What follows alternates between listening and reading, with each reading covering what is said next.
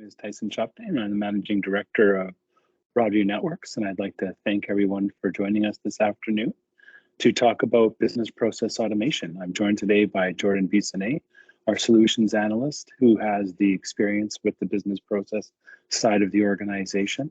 I'm actually coming to you from Brandon, Manitoba today. I'm actually attending the Manitoba Seed Growers Association meeting and doing a cybersecurity presentation a little later this afternoon. So I may be interrupted and I may have to go on mute or turn off my camera at 1 or 2 points, but Jordan will be providing the majority of the content today. To introduce business process automation a little bit and why this is a focus area for us, I want to talk a little bit about what business process automation is. Hopefully everyone got their Skip the Dishes gift cards. And if you had any problems, please send an email to solutions@broadviewnetworks.ca.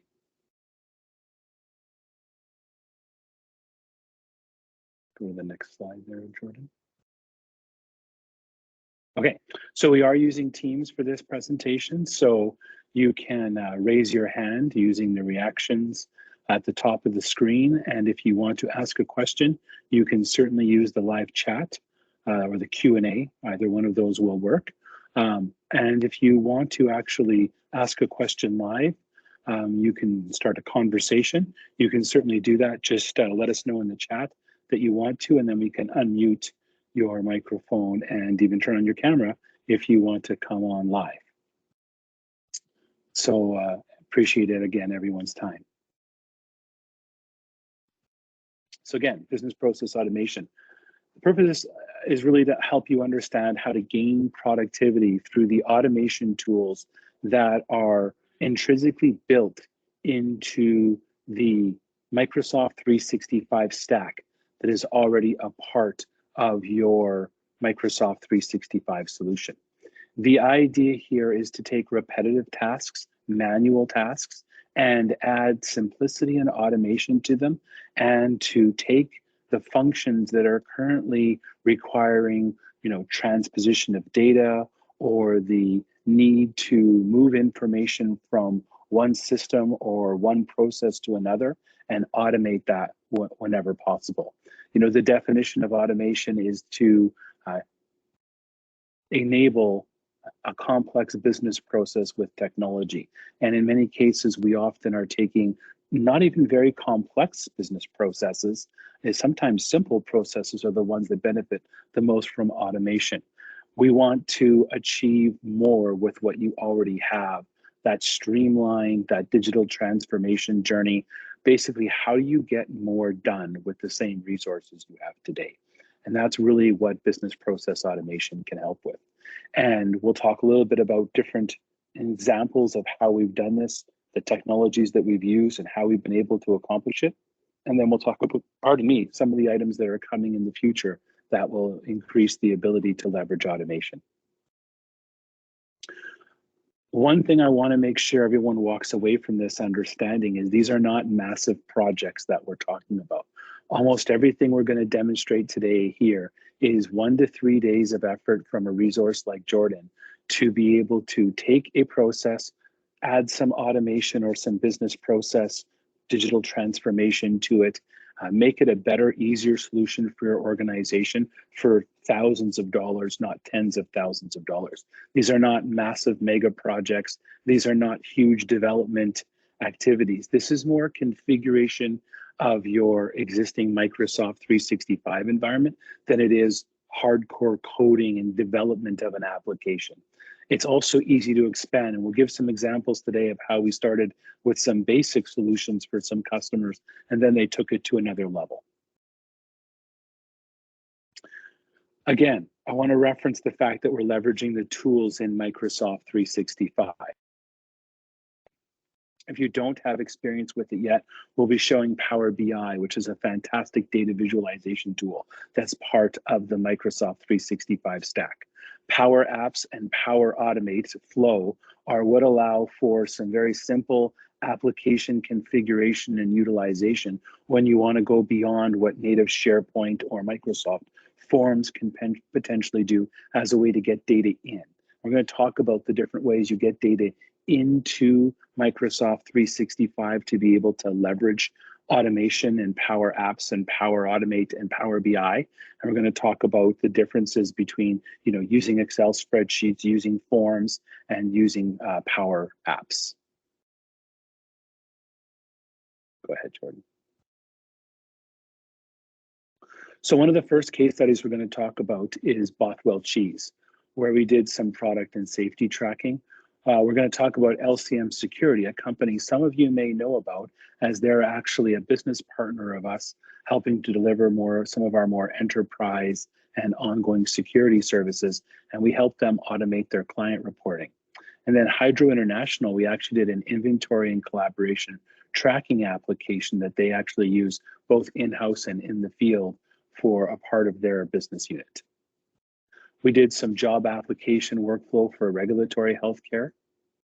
And we're going to talk a little bit about how we've done some marketing assessment management, basically staffing and resource management using Planner. And there's a new planner coming that's going to blow away even the existing planner. Then we're going to get this into some AI builder examples. And while this webinar doesn't focus on AI, we will have future webinars focusing on more of the Microsoft 365 AI stack, as that's not available to most customers yet today. We are going to talk a little bit about AI Builder as an example of some of what is available, and we'll give you just a little preamble to what's coming from an AI perspective of the AI apps and services linked into the Microsoft 365 family and what's coming available. Again, the solutions that are presented today are a very reasonable price range and can be scaled to what's the right fit for a customer. So as I mentioned, Bothwell Cheese. So we did a very simple safety incident tracking improvement for them. So before we got involved in this, they had paper documents that were being filled out anytime there was a safety incident. So someone was manually filling out a paper document using whatever nomenclature they wanted, defining everything of what happened in whatever format they felt was the correct one. It was then going to a manager for a signature, and then from there it was going to the safety officer. Now, being a manual form and requiring multiple people, it could take days after a safety incident before it got to the safety officer. Safety officer was then taking that paper form and then typing that into Excel. Great solution to use Excel, but that creates the first problem of transposing data and the potential errors that can happen when a human being is transposing data from a paper document into Excel, or even from another electronic document into another electronic format. Then that Excel sheet had some basic charts and graphs that were shared out with the management team once a month. And that was pretty much the only time they could get an updated idea of what would happen from a safety incident perspective. So Jordan, do you want to show the details of what we did? Sure. So I'll dive into what the solution was here. So what we did for this was create essentially a SharePoint list, which I'll show some examples of. This is the SharePoint list is now housing the actual requests. The requests are now being filled out via a electronic form versus filling it out on a piece of paper.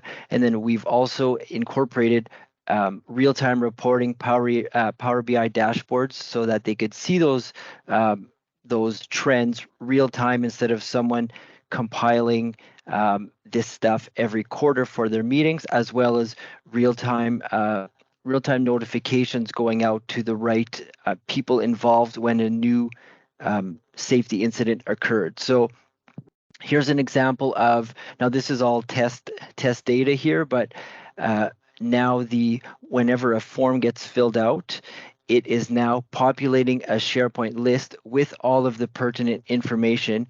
Here's an example of that form. Now, the nice thing of this form as well is it's forcing people to fill out the right type of information. You're now limiting them to drop-down columns so that they're not just starting to type in whatever they want. So now we're getting a lot more consistent data that we can now report on. We can now start viewing these things in a calendar view. So now your monthly safety meeting becomes a lot simpler. You go back at the previous month, you can go look at all the safety issues, see which ones are still open, see which ones have been addressed or not. And then as I mentioned, now that we have this information in a SharePoint list, we can start leveraging tools like Power BI to now create real-time reports on this, and these reports can be shared to the right management groups so that they could just see this whenever they want, and they can make corrections on if trends are going in the wrong direction. Instead of finding out in 3 months, they can now start working on solving some of these issues right away. And then the last part of this was having notifications. So when a new safety incident gets filled out, it can send an email to the right people involved, and that could change depending on the department, depending on the severity. You might want different people to be informed on a new safety incident.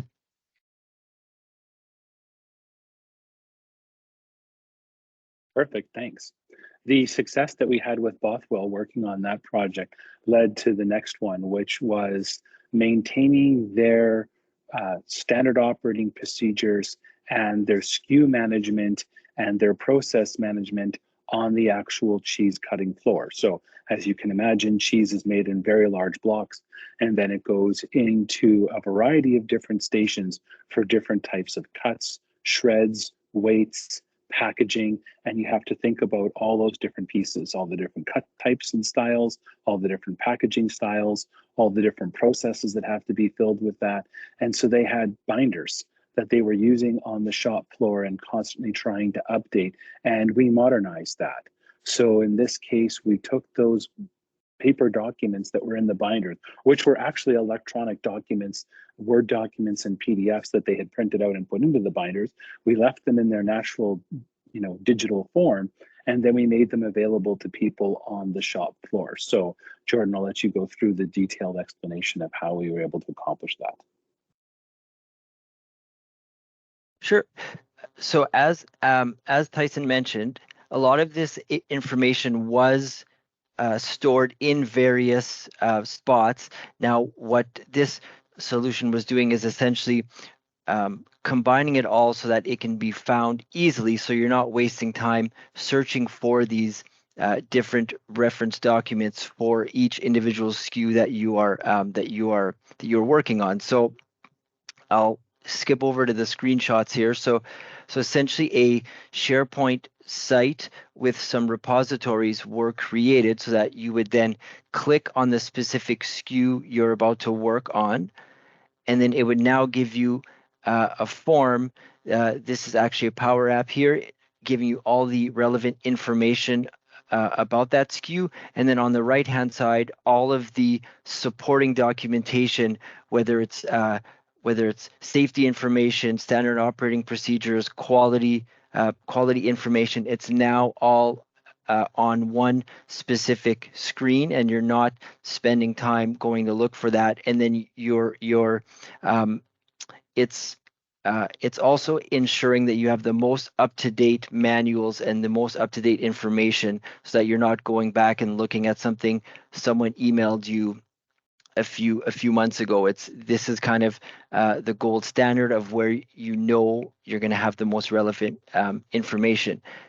And then as well as having the specific line diagrams. You can even take this one step further, where if you click on a specific machine, you could have that PDF link to actually open up the document and the procedure for that specific piece of machinery.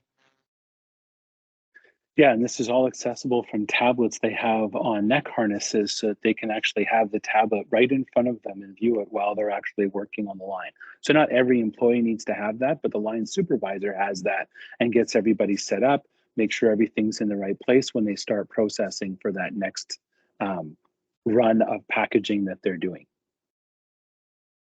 And I don't know if you caught on the last note, but it was so successful for Bothwell Cheese in Manitoba that it was then implemented for their sister company in BC to put onto their line as well. And the efficiency and productivity gains were realized very, very quickly.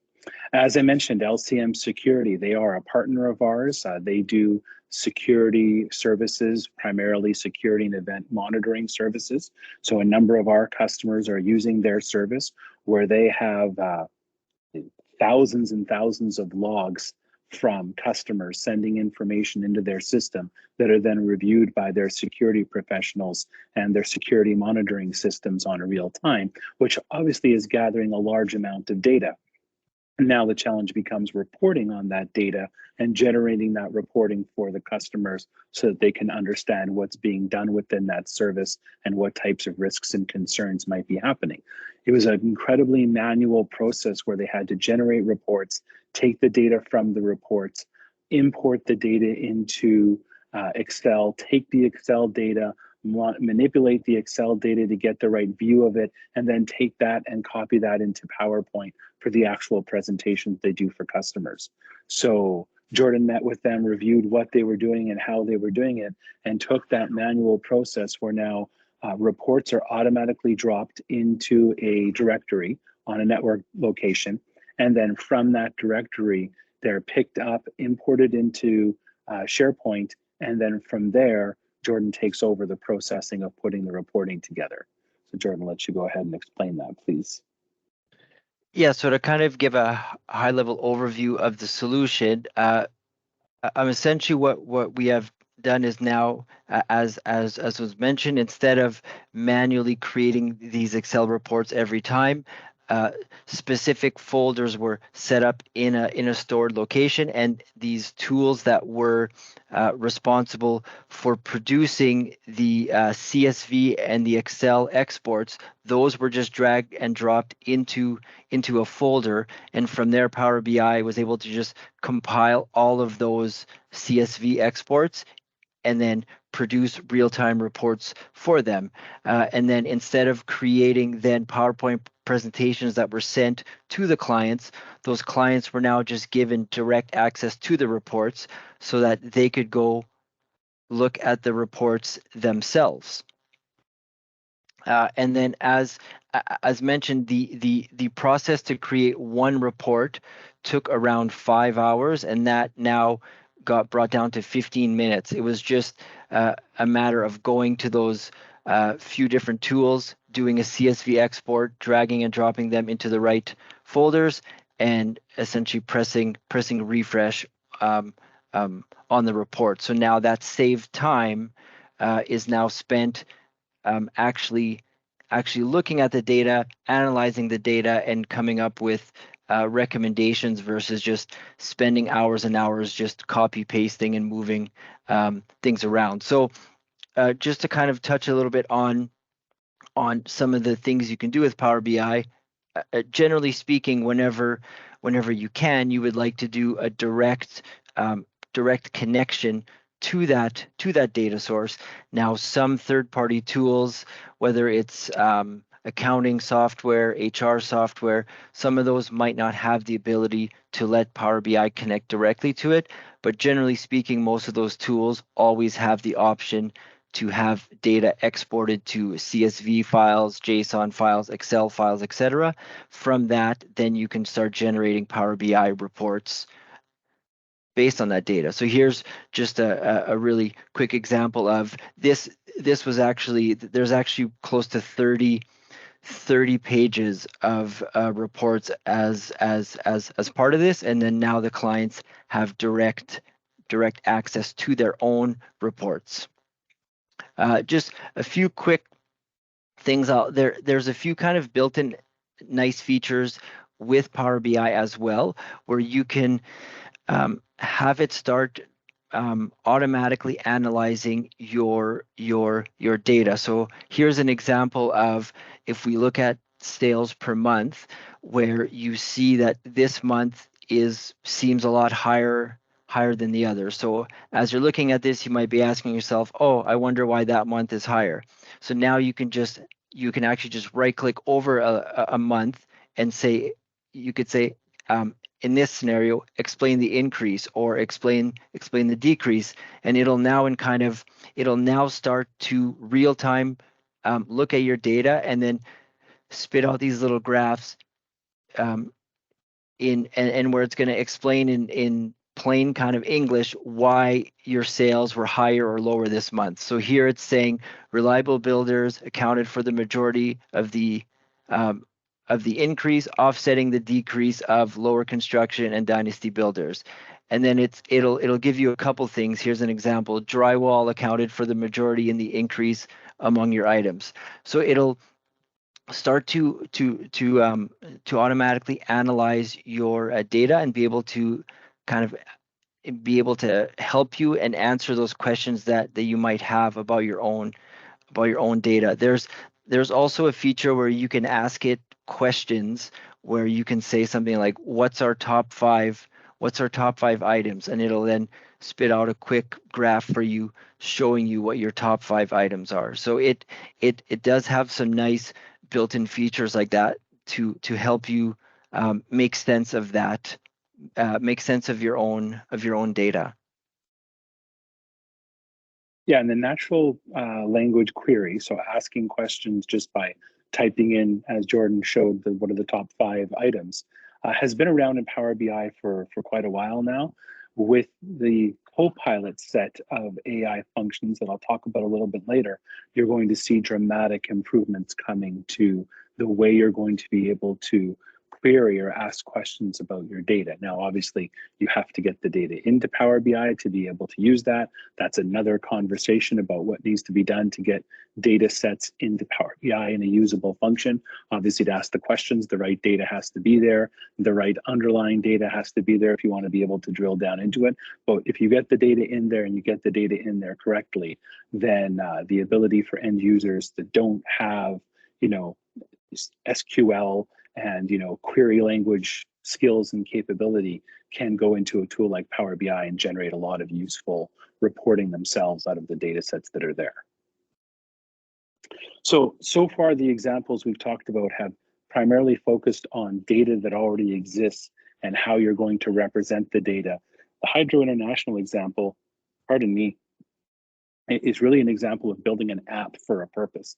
And when I say building an app for a purpose, you think development, you think long-term scale and complexity of product development, but Power Apps actually makes this a very easy process. So this is an example of a customer that has equipment, that lab equipment that needs to be used on a regular basis. It also needs to be calibrated and certified on a regular basis. And each time it's going to be used for its testing purpose, it needs to be confirmed that it's been calibrated before that. So they needed a way to see all the different pieces of equipment, understand when they've last been calibrated, build a calibration schedule from that, and then check equipment in and out, understanding its most recent state. So, Jordan, you want to go ahead and demo that, please? Yes. So the solution here, essentially, a phone app was built using a SharePoint list as the background database, and that app was built using Power Apps. It also now incorporates email reminders, letting them know of when an item is about to expire, so that they can now get ahead of specific pieces of equipment that require calibration. They can now get notified ahead of time. So it's really a very basic app where they have their different pieces of equipment. They can search for it, or they can scroll down and find it. You choose your piece of equipment. It gives you all of the pertinent information. When does the warranty expire? When does the calibration expire? And then there's also reference material here where you can click and see the reference manuals or view the calibration history of that particular item. You could see when it was calibrated and by who. You can also take something like this one step further, where you could start printing, where you could start printing barcodes, sticking those barcodes on the actual piece of equipment, and then with your phone, you scan that barcode or you scan that QR code, and then it can just already take you to this page instead of you having to search it uh, yourself. So these are the things that can be done in kind of a phased approach where I know this was going to be a future phase, but that's the nice thing with these tools is you can build your first phase with your first initial requirements, and then this stuff is generally just easy to expand on when you're ready to start incorporating barcodes. Uh, we can just add that feature into this app. And just a kind of a really high level overview of the difference between a form and an app. So a Microsoft form is really it's kind of a simpler form that's meant to be filled out or created by really it doesn't matter who in the company can fill these things out. It's pretty straightforward. If you want a form um, for like a sign up event, or for um, maybe a simple travel request form, simple forms like that are really only meant to be filled out once, that's where you would use Microsoft Forms.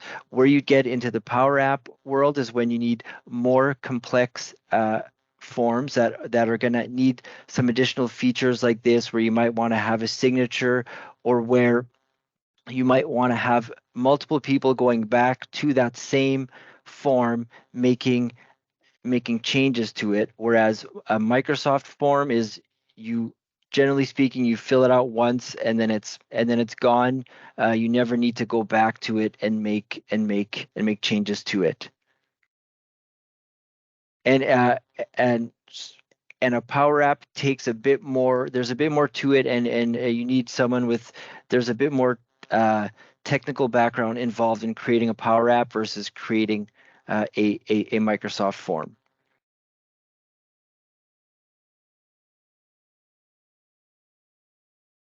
You are muted, Tyson.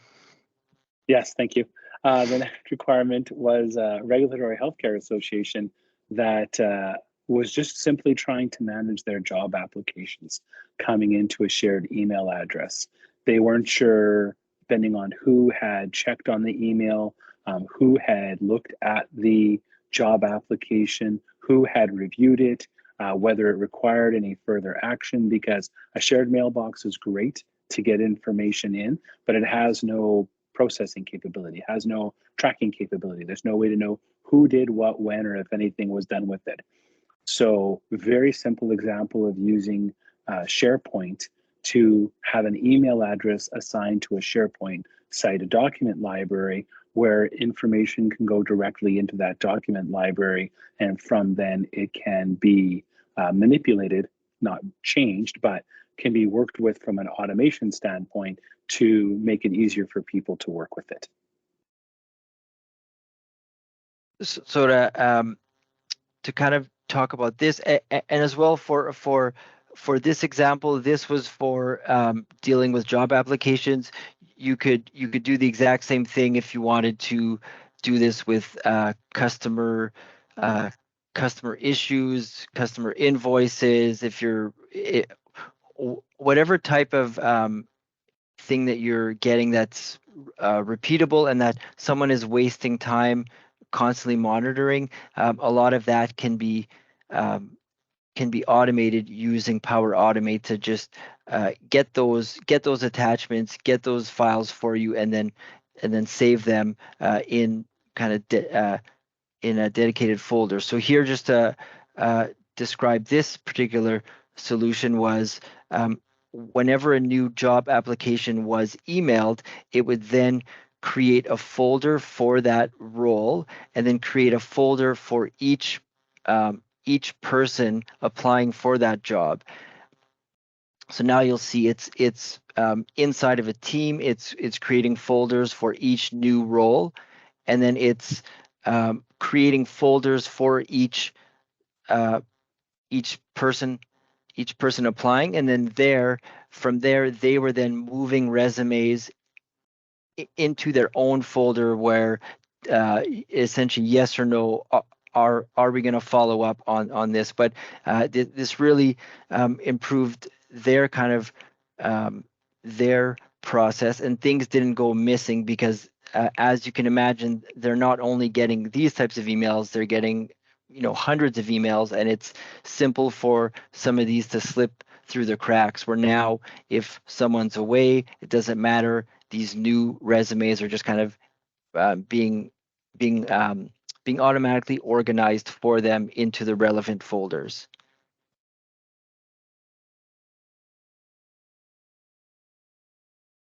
The Education Resource Center that we worked with had multiple departments that needed marketing material created at different times.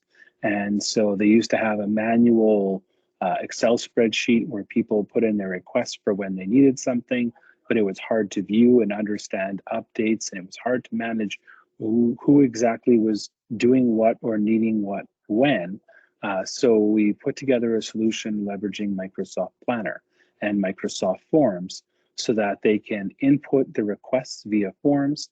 That creates planner tasks, which then has workflows and reminders for staff to submit the content.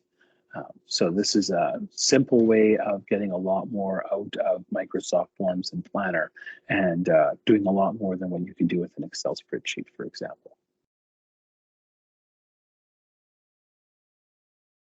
So for this example, what we did, and here would be an example of just using using Microsoft Forms. So just a simple form for people to fill out, and from there they can now force people to essentially fill out the pertinent information. And what they wanted to also do is cut down on incomplete or things that weren't meant to be shared.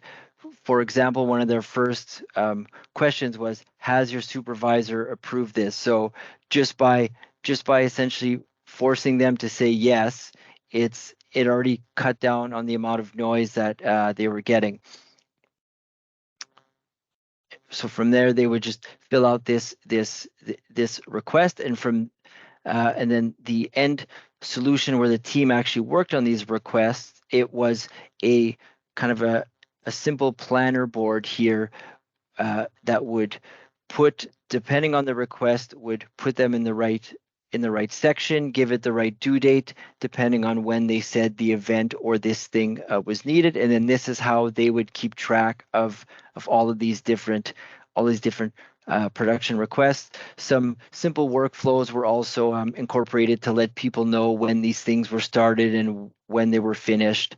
So it would let whoever was filling this out know that it's been complete. So some simple notifications and workflows were also incorporated into this solution. And then this was another good example of they were using a third-party tool before that was actually quite expensive to not for the actual input request, but the tool they were using to actually manage all of their ongoing tasks. So from that, they were able to use a tool they were already paying for, and then were able to cancel that third-party tool subscription for their ongoing work. And something like this would work great for any type of requests or forms, whether it's like maintenance requests, maybe if you're a smaller company, maybe like like maintenance requests, IT requests, different types of things like that.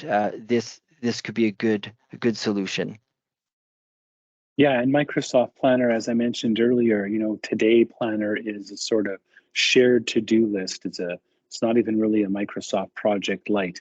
It's about to get a revamp. It's getting a significant revamp. It's about to be released, and it will actually be a Microsoft project light. It will have Gantt charting, it will have precedents, and it will have a lot more AI capabilities built into it in the new release of Planner. So if your mind's thinking about how you might be able to use this, but this doesn't give you all the features that you might want, the new planner is going to expand upon that quite a bit and give more functionality.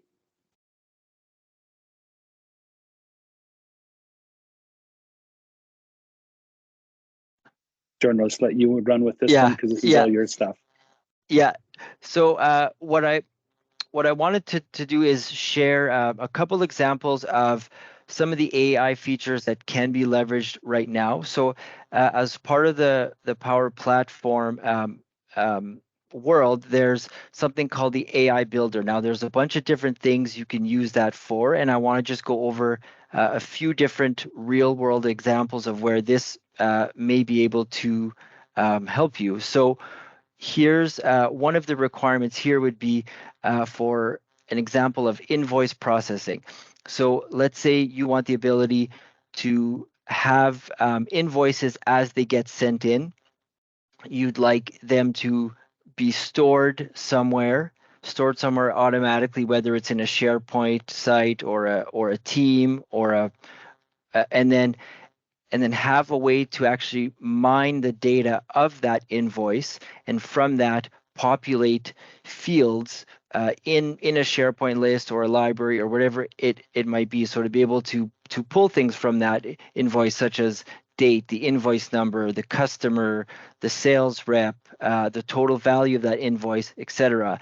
And then now that we have that data, we'd like to do things with the data. So maybe we want to produce real-time reports, or we want to have those things trigger specific workflows. Maybe if an invoice is overdue, we want it to notify someone.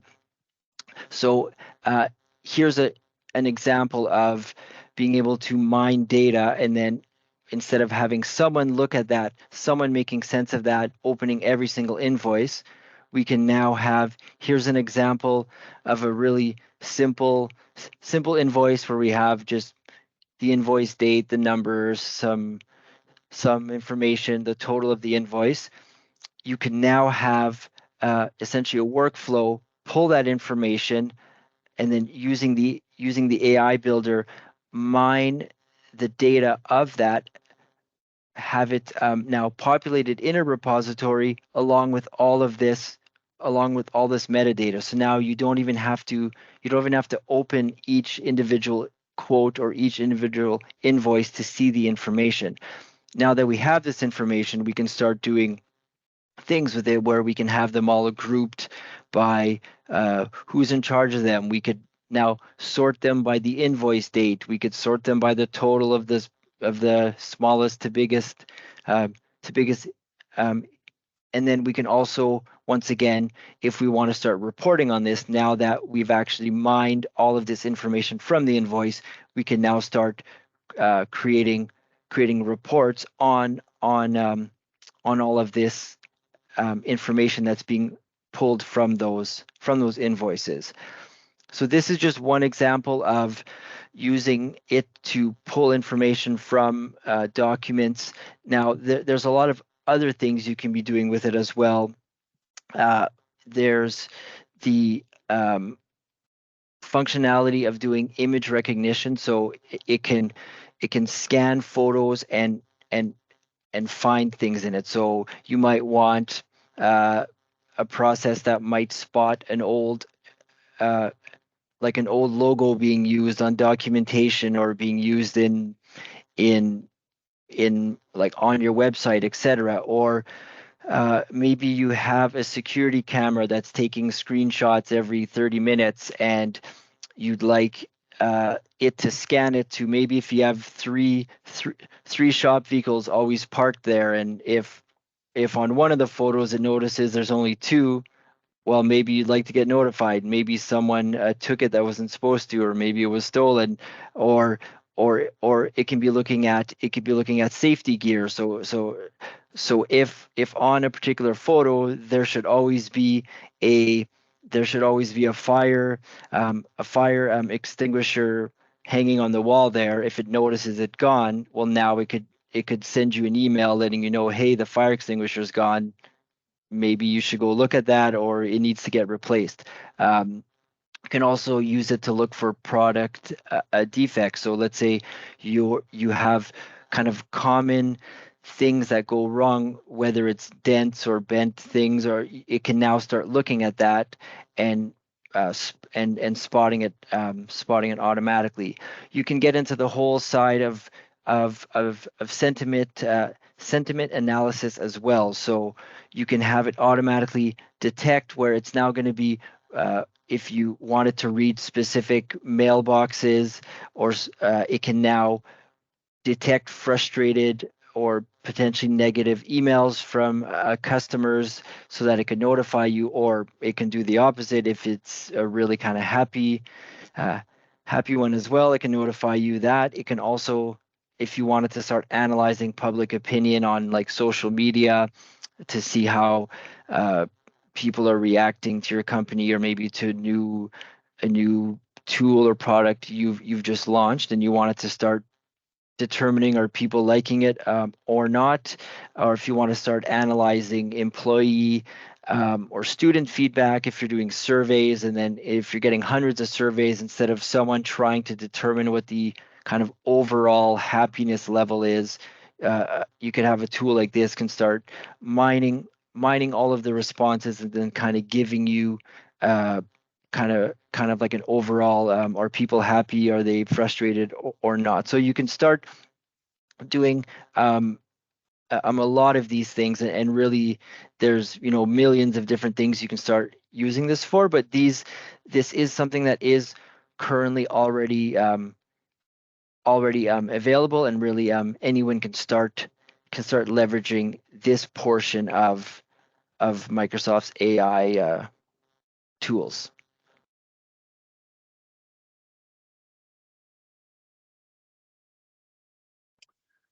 So I apologize that this graphic is a little bit small, and if you get really close in, you can probably see some of the details. This is the Microsoft Copilot ecosystem.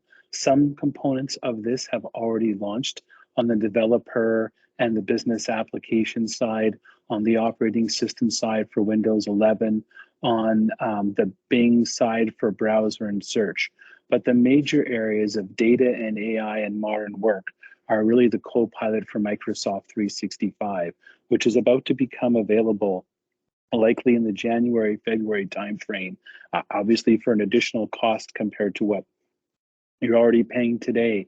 But this takes the AI functionality of OpenAI ChatGPT and embeds it into many of the Microsoft applications and systems that you're already using today. So embedding it into Windows 11 when you're searching on your computer for data, embedding it into the Bing and Edge system for when you're searching for information on the internet via the Edge browser.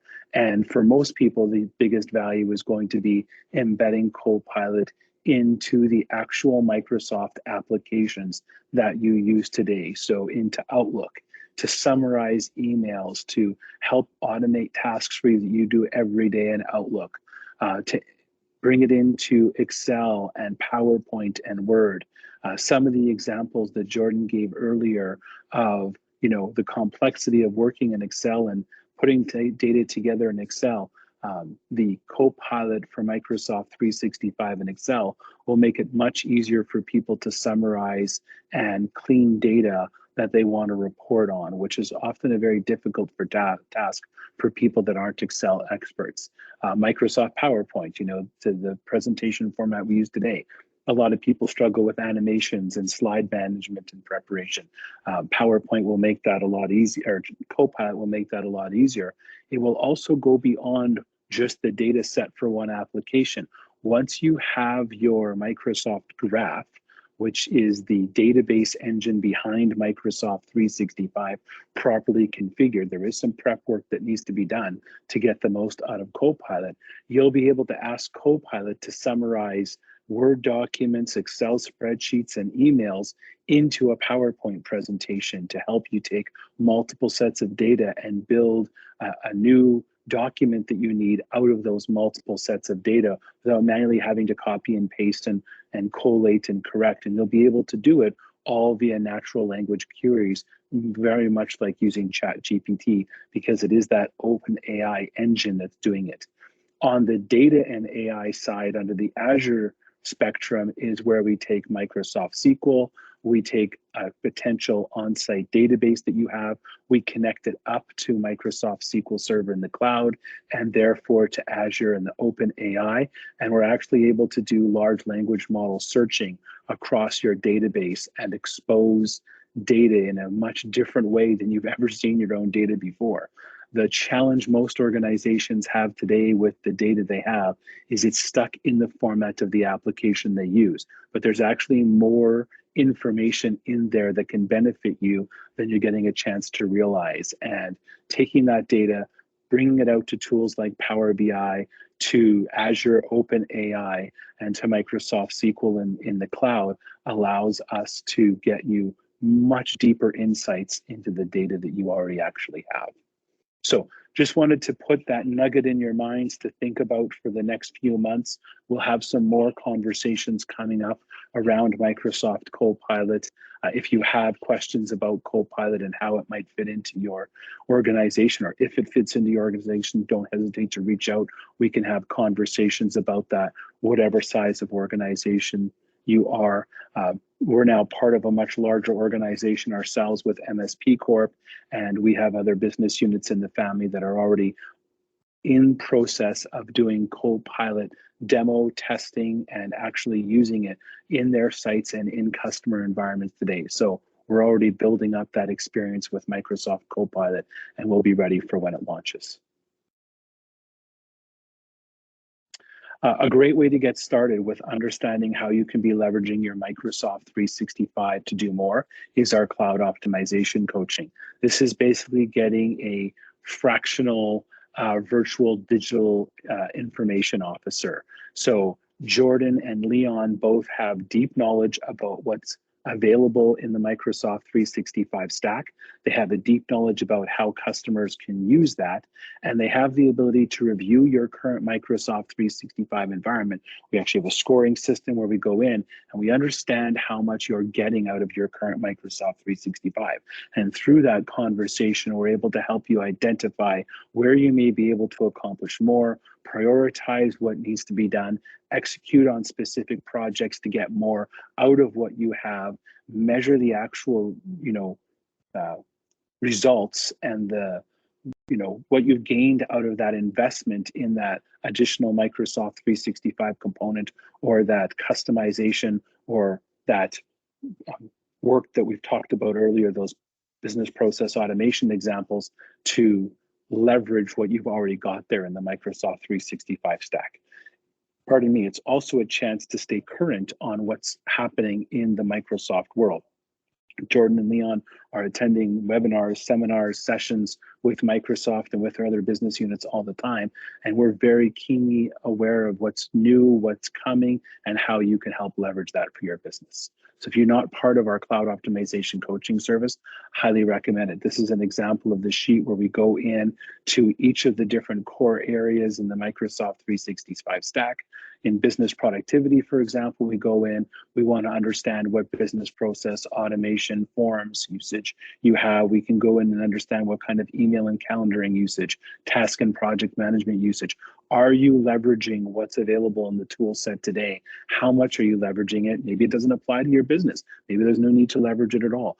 But if there's even a little bit of potential benefit for your organization, let's take advantage of what you're likely already paying for in most of the Microsoft 365 licensing suites. If you want to understand what that cloud optimization coaching session, we certainly can provide you with a no-cost example session. We won't have the detailed analysis of your environment, but we can take you through what it looks like, talk about what you are doing a little bit in your environment, what you can provide for us, not providing detailed reporting afterwards, but it gives you a flavor of what we deliver within that session and a better idea of what kind of ongoing coaching you would get out of that service.